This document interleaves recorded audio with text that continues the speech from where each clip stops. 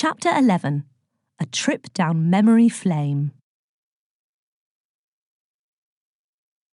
"So what have I missed?" yawned Thanatos as the ship of death rode through the melancholy depths of the underworld along the river Lethe, the river of oblivion, passing forests of dead trees and vast expanses of barren fields. "Oh, you know how it is. Nothing really changes," said Charon. "I'm getting older, everything creaks a bit louder, bits keep falling off." "Nonsense," said Thanatos. "You don't look a day over 4,000. "Too kind, Governor," smiled Charon. They rode past a building site on the riverbank where a team of Penates was scuttling around a half-finished construction covered in scaffolding. "What's this?" asked Thanatos disapprovingly. "It's happening everywhere," said Charon. "You get a nice bit of riverside wasteland and someone snaps it up and builds flats. That's going to be a luxury underworld complex called Dun Living. These jokers are totally ruining the character of the area, if you ask me." "Is that so?" said Thanatos, his eyes darkening. "Are we far from Tartarus?" "I'll get you there faster than a satyr chasing a siren, Governor," said Charon cheerily. "In fact, I need to pop in anyhow. I've been diversifying my business model, branching out a bit. I've started a grocery delivery service. It's doing all right. I've got a drop to make in Tartarus as it happens. Be there in no time." 10 minutes later, the boat pulled up alongside an infinite brass wall. Thanatos and Charon disembarked from the ship of death and made their way to a set of imposing ebony gates.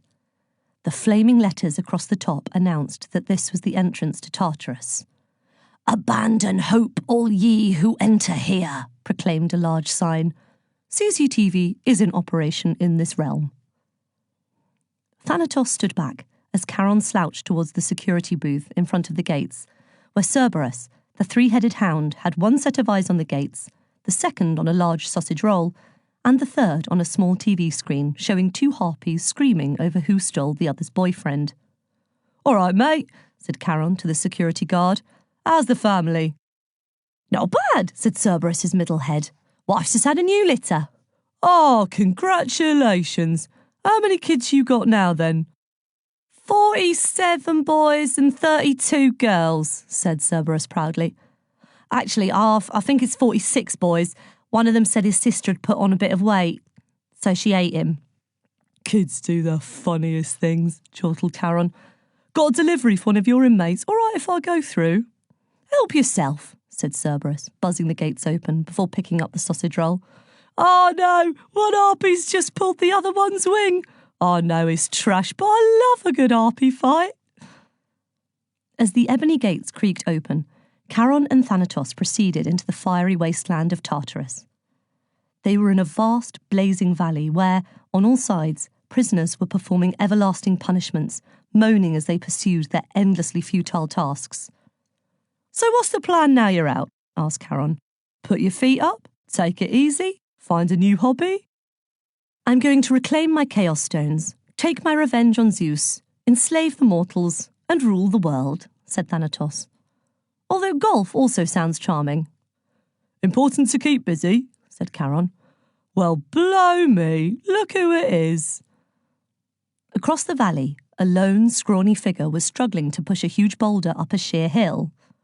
"Sisyphus!" Thanatos cried. "How good to see you again." "Thanatos?" said Sisyphus, raising a hand to wave, but quickly slapping it back as the boulder started rolling down the hill. "Well, this is a surprise. Listen, no hard feelings, I trust." "Of course not," said Thanatos languidly. "The whole thing was hilarious. That time you tried to cheat your own death by tying me up and hiding me down here. Really, you are too funny. Oh, how I laughed." "Thank heavens," said Sisyphus. "That's very magnanimous of you.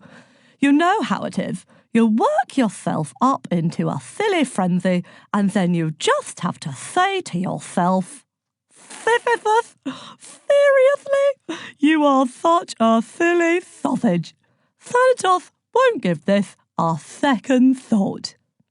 "Of course not," said Thanatos, gesturing to the boulder. "I'm not one to hold a grudge. Looks like you've nearly cracked that as well. Just one more push, said Sisyphus. This is the one. I can feel it in my waters. How many times have you tried to get that boulder up there now? Asked Charon. This will be 77,666, said Sisyphus. But this time, I really sense I'll be successful. Good for you, said Thanatos. I'd shake your hand, but you sneaky swine, laughed Sisyphus with a heave as Charon and Thanatos continued through the scorching inferno. This is the address, said Charon, reading his order form as they approached a large pool. Tantalus, number 1, Pool of Despair. You're late, snapped Tantalus from the middle of the water, where he was chained to a post beneath a plum tree that was groaning with perfectly ripe fruit. I specifically booked the 1 to 2 p.m. slot. It is 2:04. Sorry, mate, shrugged Charon before adding under his breath. Didn't realise you had such a busy schedule. Did you bring my order? Barked Tantalus. Here it is, said Charon, waggling the bag with a grin. At last, whooped Tantalus. I've done it. I've beaten the system. I will have food. I will have drink. I will have a refund. You're 4 minutes late. Yeah. One little thing, said Charon, consulting his order form. I've had to make an item substitution. What do you mean, substitution? Snapped Tantalus. I only ordered 2 things, water and fruit. Yeah, it was weird. I tried everywhere. Drachma Saver, Obel Mart, Piddle. Every single shop was completely out of both. But I bought you a replacement. Charon rummaged in the bag and proudly produced his shopping. Toilet paper, he announced. You can never have enough. You idiot, screamed Tantalus. I haven't had anything to eat or drink for thousands of years. Every time I try to eat the fruit, it moves from my grasp. Every time I try to drink the water, it seeps away. I am mad with hunger and thirst. My skin is wrinkled like a prune on a pension, and you bring me toilet paper. Charon hung his head. It's quilted, he added hopefully. You total moron, Tantalus yelled. I can't eat this. Listen, pal, said Charon. You served up your own son for dinner. I didn't have you down as a picky eater. Ah! Yelled Tantalus, throwing his livid hands up in the air, sending the fruit-laden branches flying and the water slipping away. I'm starving! Now, smirked Thanatos, plucking the toilet paper from Charon's hand. That's not very community-spirited of you, Tantalus. Just because you can't make use of this, it doesn't mean someone else shouldn't benefit. Hey, Sisyphus! Yes! Strained Sisyphus, his boulder teetering on the brow of the hill. Catch! Sneered Thanatos, tossing the roll straight at him. Sisyphus instinctively snatched his hands away from the boulder to grab the gift. Wow! Quilted! Thanks! Said Sisyphus before his face fell a mile. Uh-oh! For a second, the boulder looked as though it might simply drop into a crevice on the hilltop. But as it wobbled precariously at the summit, it quickly became clear that gravity was going to win. You can't be serious! Screamed Sisyphus, sprinting downhill as the boulder started to roll back down. Ah! The mighty rock came tumbling down the hill, picking up incredible speed and forcing Sisyphus to dive into Tantalus's pool to take cover.